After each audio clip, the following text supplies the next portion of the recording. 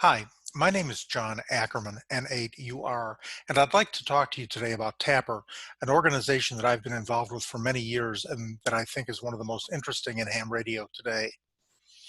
TAPR is a community that provides leadership and resources to radio amateurs for the purpose of advancing the radio art. We really promote the technical side of the hobby, and that language, advance the radio art, comes from the FCC regulations about the basis and purpose of the amateur radio service. And we want to be among the ones who are promoting that area.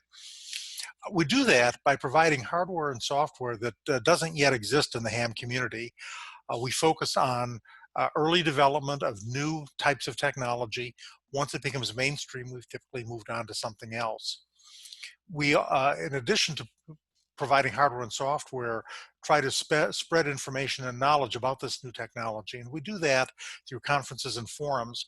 We've been sponsoring the Digital Communications Conference along with the ARRL and ancestors of that conference since 1981. We've had a major presence at the Dayton Hamvention since at least 1983. We've sponsored mailing lists on the internet for special interest groups or SIGs since 1992. And in 2020, we're going to have the first virtual digital communications conference, and I hope that we'll see many of you there. Before talking about what TAPR has done, I'd like to talk a bit about what we're doing now because I think it's really exciting and shows how we are on the cutting edge of ham radio technology. TAPR has been working with the HamSci organization on a new hardware project called the Tangerine SDR. HamSci is an informal group of space scientists working with amateur radio operators to use ham radio as a way to provide further data for understanding of the Earth's ionosphere and magnetosphere and what's called space weather. HamSci got its start with the solar eclipse in 2017 and sponsoring a QSO party, with the idea being that the logs that were generated by that, as well as the digital communications, PSK31, FT8 type transmissions, could be used to get an understanding of what happened to radio propagation during the eclipse. And in fact, that worked really well. There have been several scientific papers published based on the ham radio data from that event. HamSci is a coalition. It's not a formal group, and it's mainly space scientists, physicists, and ham radio operators who are exploring this thing called space weather. As I mentioned, the first activity was gathering data from the 2017 eclipse. The coordinator of the group is Nathaniel Frizzell, W2NAF, who's now a professor at the University of Scranton. Nathaniel has received NSF funding to develop a ham science data gathering system that includes the personal space weather station. The Tangerine SDR that TAPR is developing is the core component of the PSWS. And I want to make it very clear, TAPR is collaborating with HamSci on this project, but they are two separate organizations, and each is completely independent of the other. Some people have thought that HamSci is a creature of TAPR, and that's by no means the case. They're separate and independent groups that are finding a lot of synergy in working together. The Personal Space Weather Station is a new software-defined radio, and this is a block diagram of the radio as well as its surrounding components. It's an HF-based receiver. The performance is similar to that of the current radios that are available from a number of manufacturers. It's built off of the design of the open HPSDR radios, Hermes, and successors that were sold by Apache Laboratories as the NN series radios. But it includes, in addition to the radio component, a large field programmable gate array, which is a computational engine with lots of logic gates that can be programmed to do all sorts of high-speed parallel processing functions. And that FPGA is used to manipulate the received data and reduce it into forms that can be used for other purposes. It includes a GPS-DO for precise timing and frequency information. There's an optional magnetometer because magnetic field information is an important part of space science. And all that feeds to a client computer, either a single board computer or a desktop for the local user.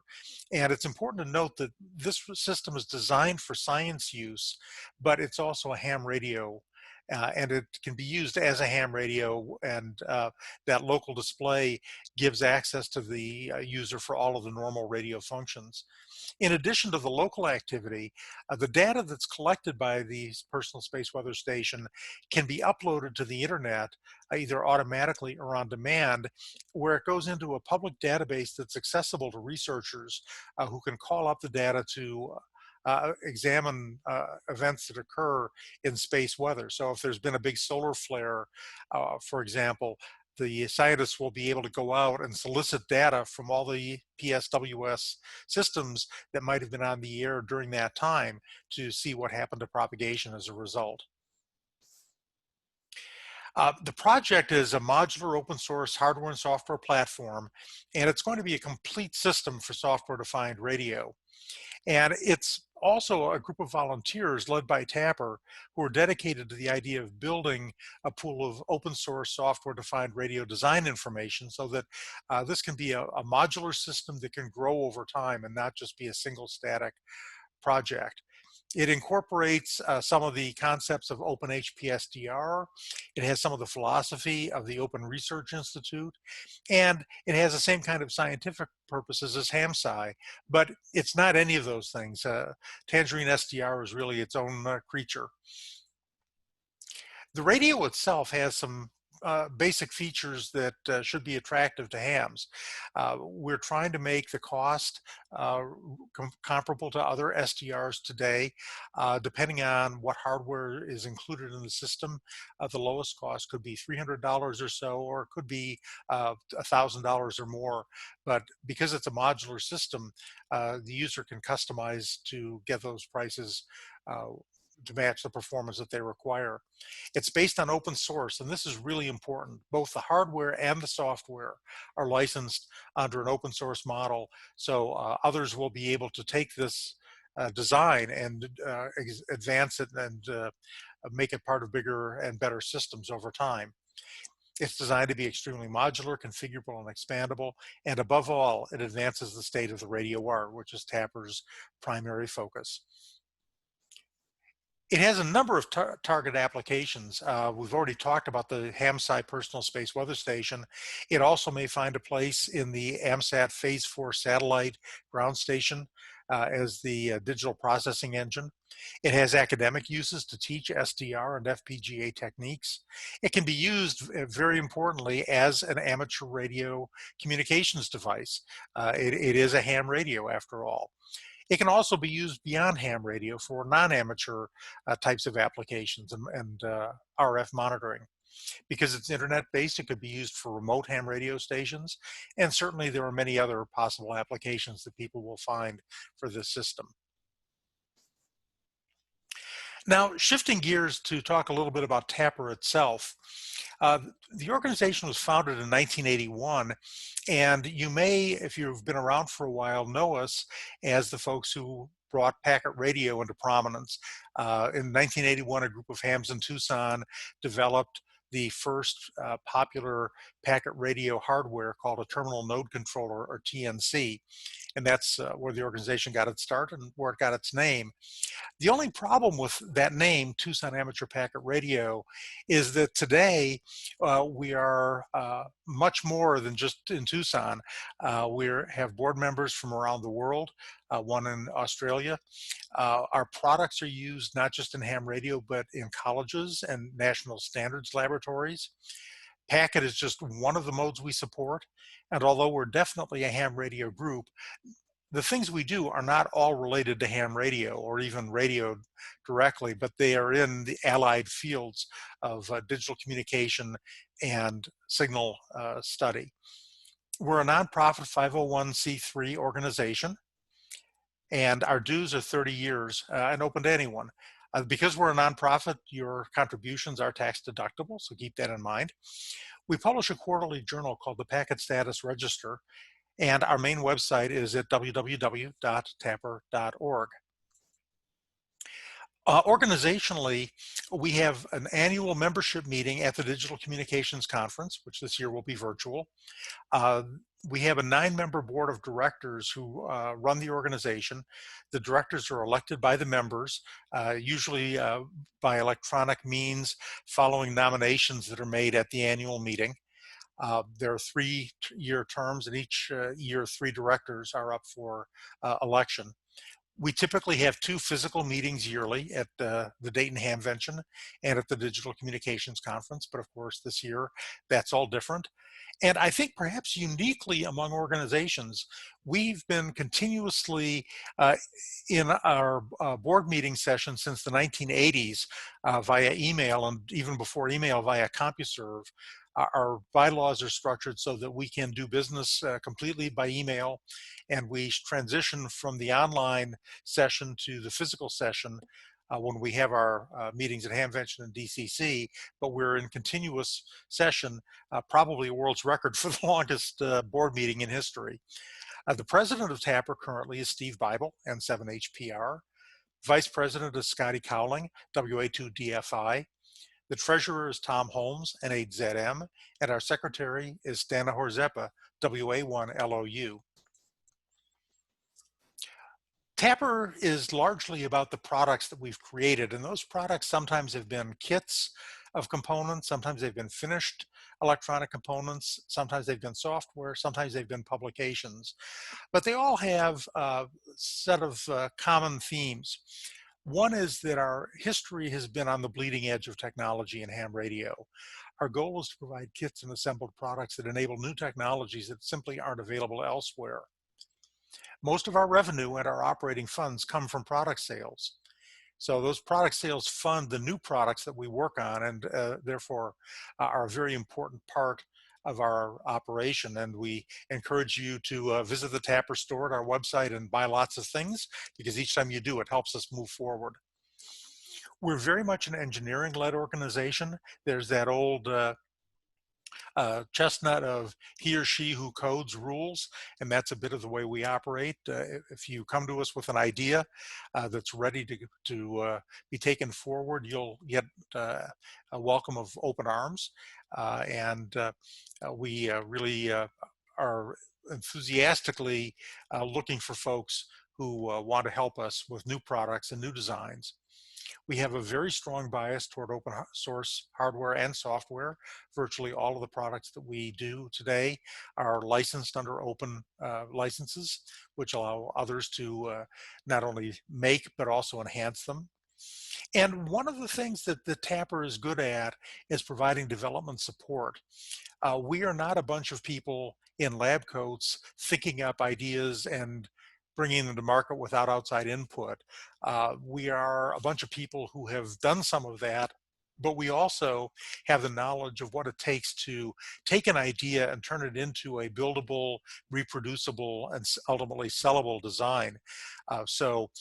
We encourage people who have ideas for products that fall within the general scope of what we do to come to us with proposals, and we can provide development support to go from the prototype to the marketable stage. And we're always looking for the next big thing.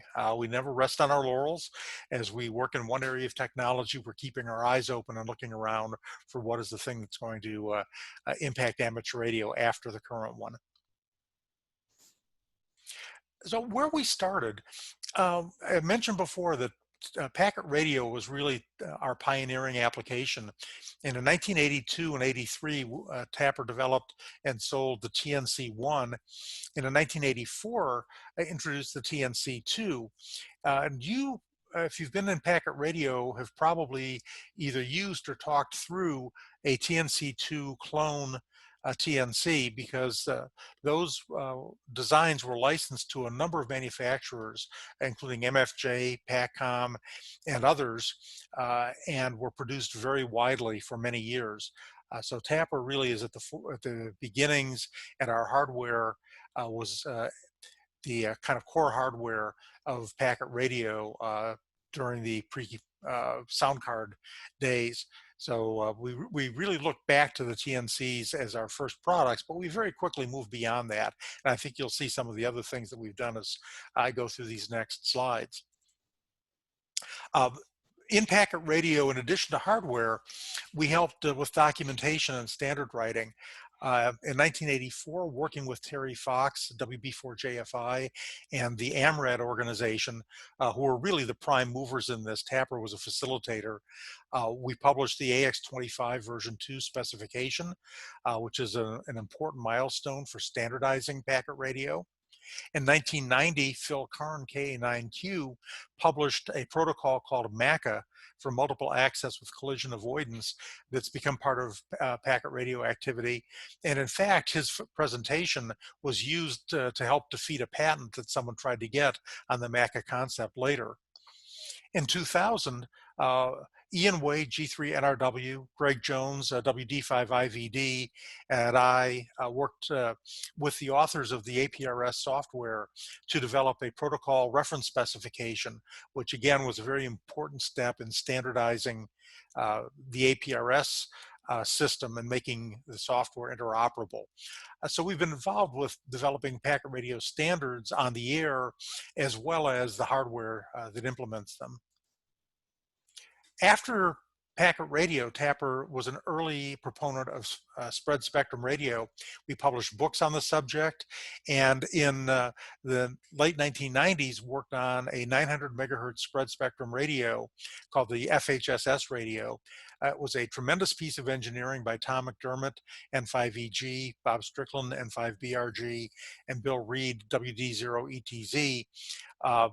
But unfortunately, the parts that we were using kept being made obsolete by the manufacturers, and we weren't able to get a design that was stable long enough for us to be able to manufacture it before the parts were no longer available. So unfortunately, the FHSS radio never made it into production, but the learning from it has impacted future designs and was a very important aspect of the early understanding of how to do spread spectrum and ham radio. We also were involved in those days in 1998 in GPS as it became popular. And GPS has a couple of different applications. One of them that isn't as well known as the navigation purpose is timekeeping. A GPS receiver can generate an extremely precise 1 pulse per second time signal that's locked to the national time standards. And this is really important for a lot of applications such as radio astronomy. Tom Clark, W3IPI, led a team that developed the TAC2, which was an interface board for a Motorola GPS module that provided the signal connections needed and also some software to allow that GPS pulse per second signal to be used for timekeeping in a number of scientific as well as ham radio applications. And that was the first timing product that TAPR did, but as you'll see, it was far from the last. But the TAC2 led not only to a long line of products, but also a naming convention that a lot of people will recognize as I talk about some of the other products that we've done. In addition to GPS for timekeeping, there's GPS for precise location. And in 1998, Doug McKinney, KC3RL, who's unfortunately passed away, and Steve Bible, N7HPR, did a differential GPS reference station that was allowed or designed to allow a very high accuracy GPS location within range of a base station that essentially told the GPS how to compensate for inaccuracies in the satellite signals. And at that time, that was another first for a low-cost, readily available DGPS reference station done by Doug and Steve. As we move toward what's now the broad and very popular area of software-defined radio, once again we find TAPR engaged in the very early days.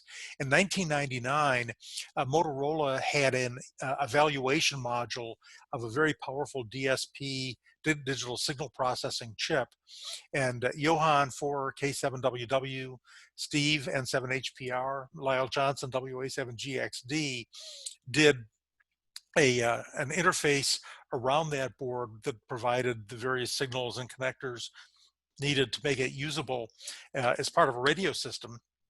And the DSP 56002 interface was one of the first ways that hams could start working with software-defined radio technology, and was an important groundbreaker in that field. Tom McDermott, N5EG, wrote a book on digital communications design and theory that talked about modulation techniques and how to implement digital communication systems. And that book was sold through TAPR and became a very standard textbook used in many college and technical programs. That book is still available today, although it's a bit old, and some of the examples perhaps are. The basic underlying knowledge is still valid and still very useful. So if you'd like, we still have that book available now, and we thank Tom for making it available. It really has helped educate a lot of people over the years. After the DSP evaluation board, we moved up to the first true SDR for hams, the DSP-10 by Bob Larkin, W7PUA, in 1999. It used an evaluation module to provide the IF, but was tightly integrated with the rest of the radio front end and provided a 2-meter SDR with PC control that would be recognizable to you today who are using SDRs in your ham shack. And that was 21 years ago. I mentioned our long history in time-related activities.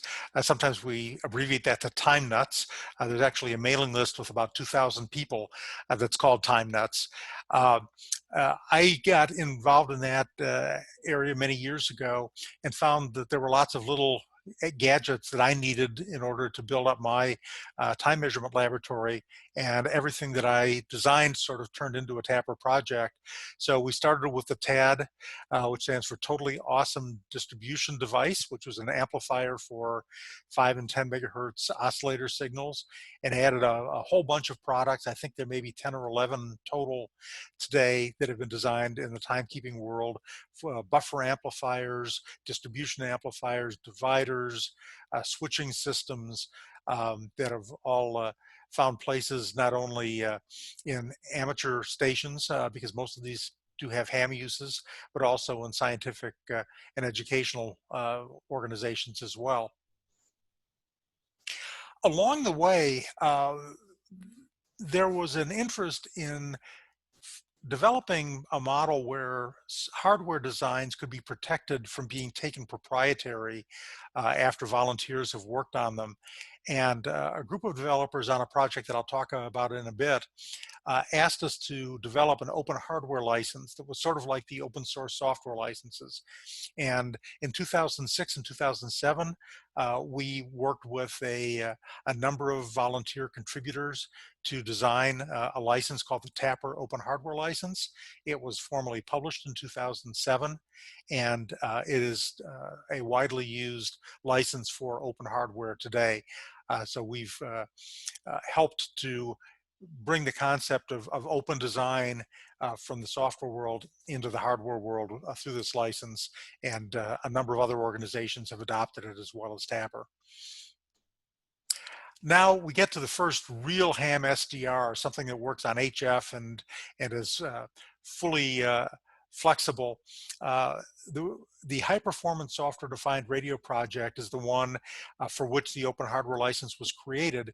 And starting in 2009, a system that was based on a plug-in bus that we call the Atlas bus was developed. And this picture is a homebrew showing that bus with our receiver and transmitter boards, a control module that talks via USB to the host computer, an antenna switch and high pass, low pass filter module in the middle, and a 20-watt amplifier that makes a complete HF station that went from 100 kilohertz or so up to 56 megahertz. with a half watt output, ultimately with the amplifier about 20 watts output as a complete station. As you can see, this is sort of an experimenter's design, and that was refined a bit later, as you'll see in a moment. We also were working on the software side of radio, and one of the big issues is that all of the digital voice systems, things like Ambi, that are popularly used for voice communications, are patented, and hams simply couldn't go out and write their own code to implement them. They had to buy a chip from someone. And in order to get around that problem, David Rowe, VK5DGR, decided to develop a codec, which is the name of the software that converts speech into digital compressed voice signals. Uh, and to try to develop a codec that did not have any patents covering it, and that would provide very good quality, communications quality speech at very low bit rates. So you can transmit with codec to a digital voice in really about the same bandwidth, sometimes even less bandwidth than a regular analog sideband signal would take. And TAPR supported David, and we're very happy that we've been able to assist him as he developed this software, which is available freely as open source to all comers. So that's a project that TAPR did not lead, but we supported, and we still support, and we think really helped advance the state of the amateur art.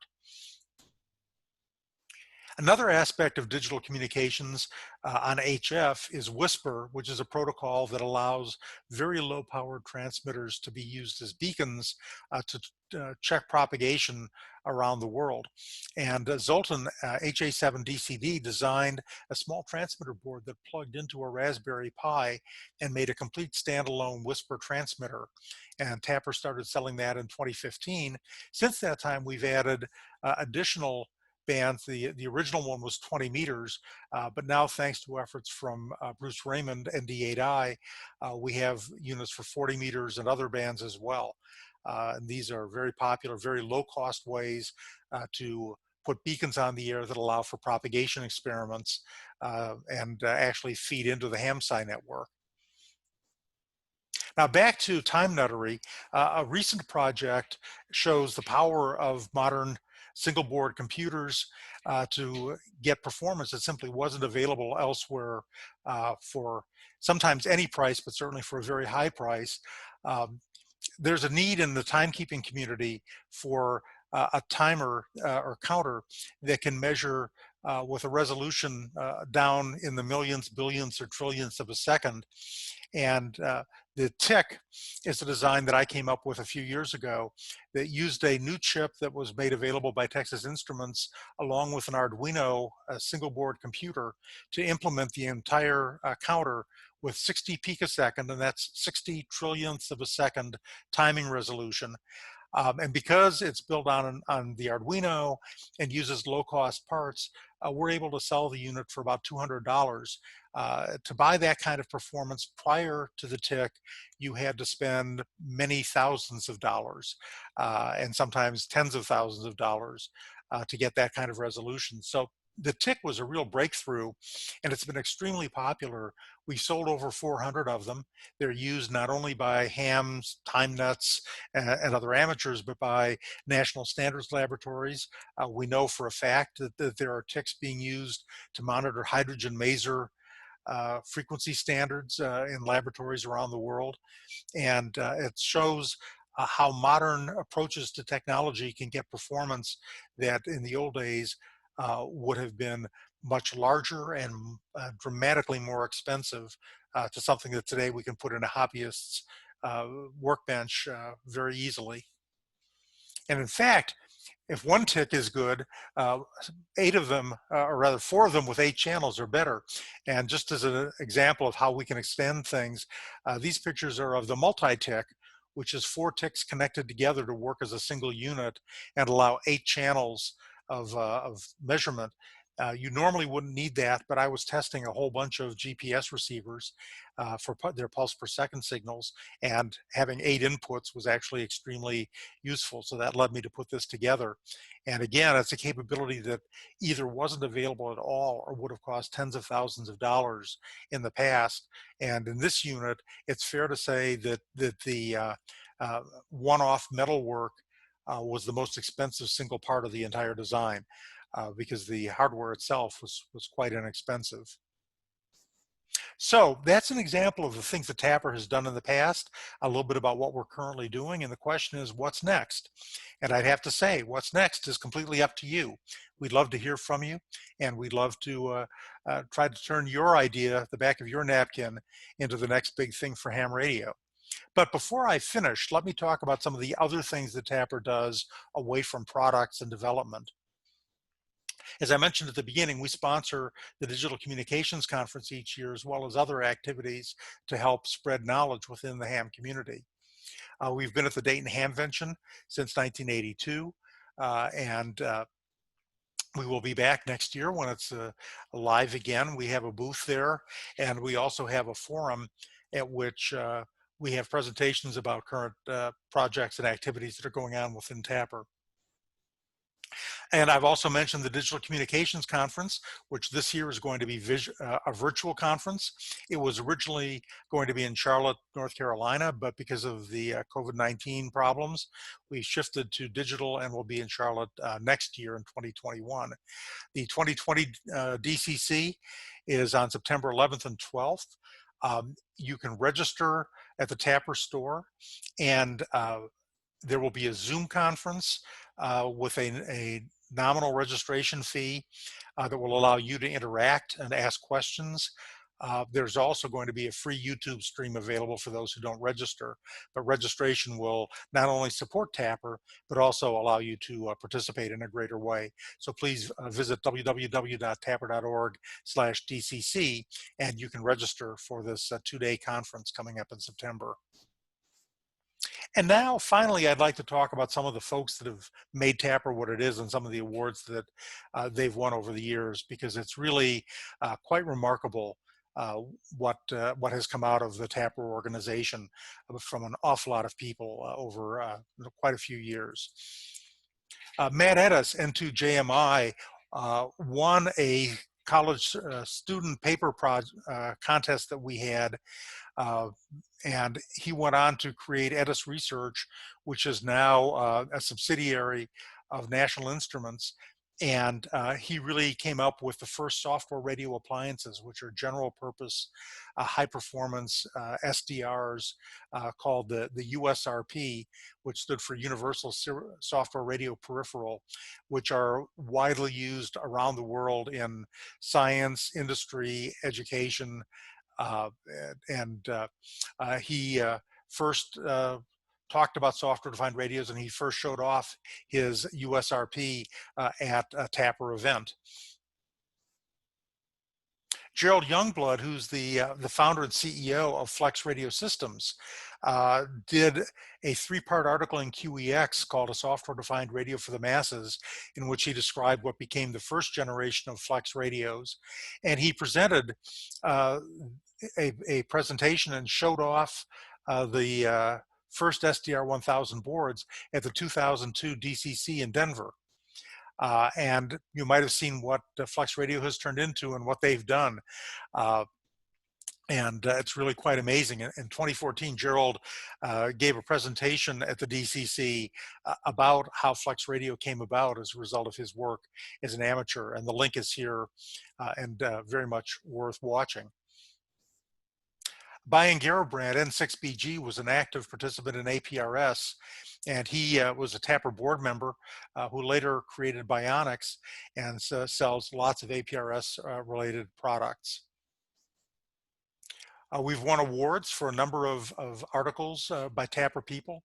In 1995, Steve Bible and Greg Poole wrote about amateur radio on the World Wide Web and won the June 1995 Cover Plaque Award for what's really the first description of how the web can be used for information exchange about ham radio. Quite forward thinking 25 years ago.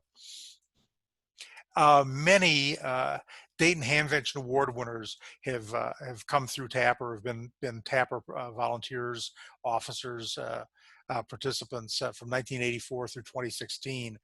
It's a very impressive cast of characters, and we're proud of them all. So in closing, we'd like to really ask what TAPR can do for you, and you can tell us that by reaching out by email to our website. If you have ideas for products related to any aspect of digital amateur radio or digital technology, we'd love to talk to you, because again, we're always looking for new ideas and new ways to advance the state of the radio art. And with that, I will stop and say thank you very much. I appreciate your time, and please visit the website and please reach out to us. We'd love to hear from you. Thanks.